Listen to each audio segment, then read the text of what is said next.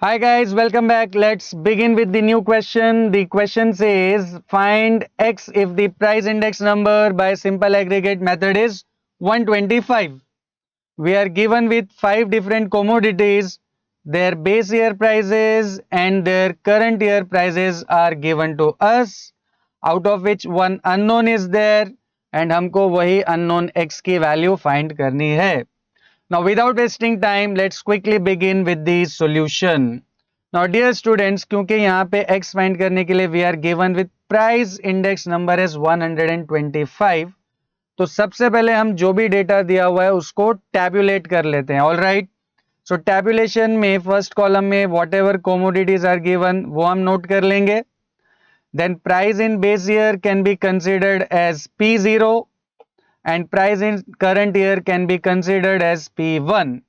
And जो भी data दिया है उसको एज इट इज हम कॉपी कर लेते हैं. Right.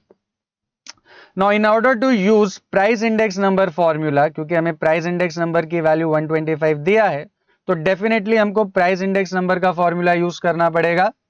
And price index number का फॉर्मूला यूज करने के लिए you must know total of P0 as well as P1. So let's find out the total of these two values. So if we add all these values, we get sum of P0 as 76. And similarly, adding all these values, we get sum of P1 as x plus 80. Now, using price index number formula, what is the price index number formula?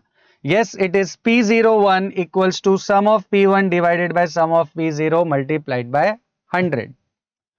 Now P01, that is price index number, is already given in the question as 125.